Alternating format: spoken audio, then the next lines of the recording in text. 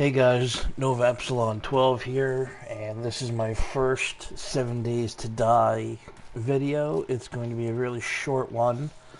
7 Days to Die is a zombie apocalypse crafting survival game based on the Minecraft mechanics. Now, one of the things that you need to really survive is called a forge. I'm not going into the steps to make a forge. This video is going to assume that you already have one made, but you may be having trouble using it. Now, there's plenty of videos out there, but they're not really clear on how it works. So as you can see, I have my forge here. Now, the thing that throws a lot of people off is the inventory. They may need, let's see, forged iron, for example. That's not going to work. Forged iron, for example, you need 10 units of iron and 5 units of clay. Now, I have 36 units of clay and 266 units of iron in my inventory. But normally, that wouldn't allow you to craft. And see, what people do is to put the iron and the clay in the smelting spot, and their option to craft still won't light up.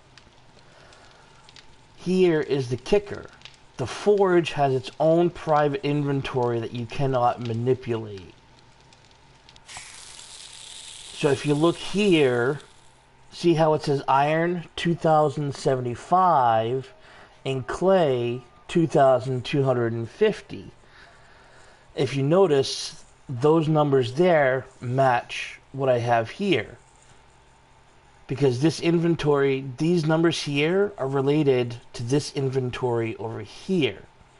So, because the forge has its own inventory and it has 2,000 of each, if I wanted to, I could make 207 units of forged iron. Now, to increase their inventory, you put whatever you want to melt. In this case, we're going to do iron and clay, and you turn it on.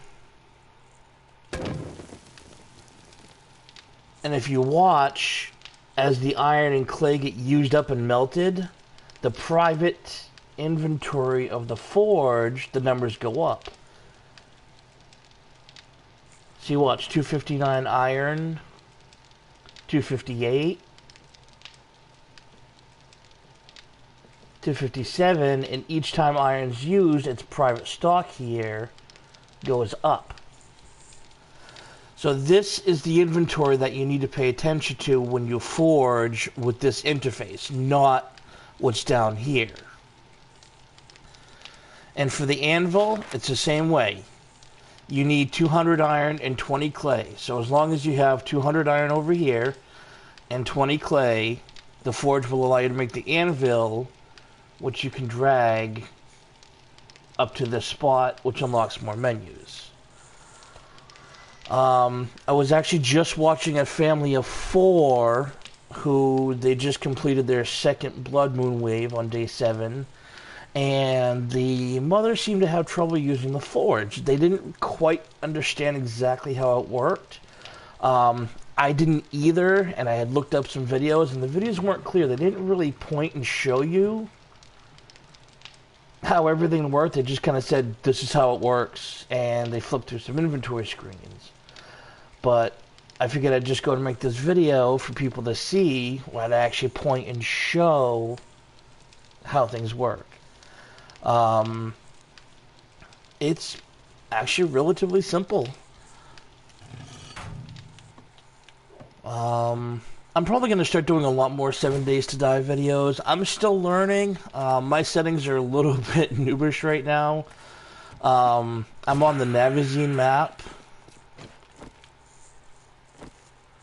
Oh, I got a walker here. I'm on the Navazine map. I'm not dealing with as many zombies as most do, simply because I'm by myself. There's a bit more loot that I find. The zombies walk day and night. But like I said, I'm pretty much by myself here.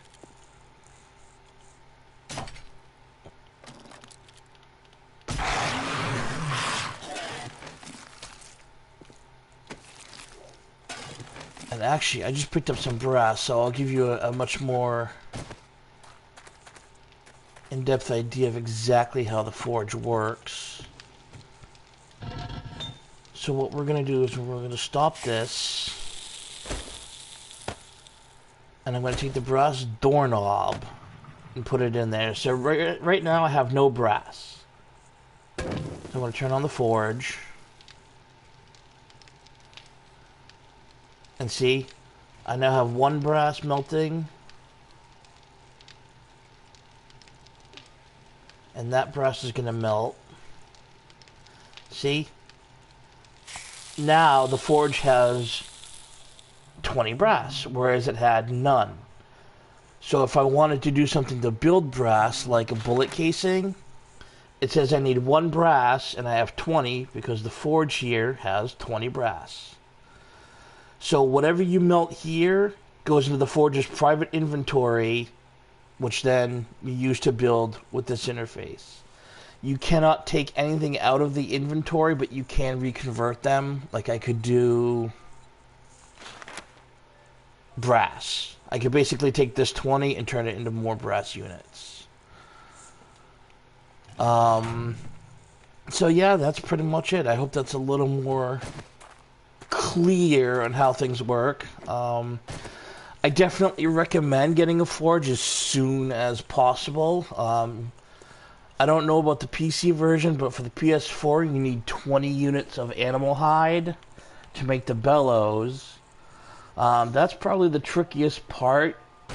If you're starting out and you want to go for the forge right away, I would get a boning knife or bone shiv, which you can pretty much get from breaking up corpses here.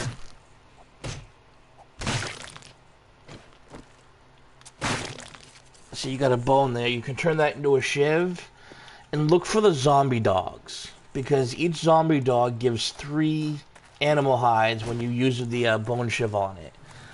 So 3, 6, 9. So about 7 of those, and you'll have enough animal hides to make the bellows for your forge. And I definitely recommend it, because once you get the iron tools, you won't need to go back to stone tools. So yeah, that's it for my first 7 Days to Die video. I hope this was a huge help.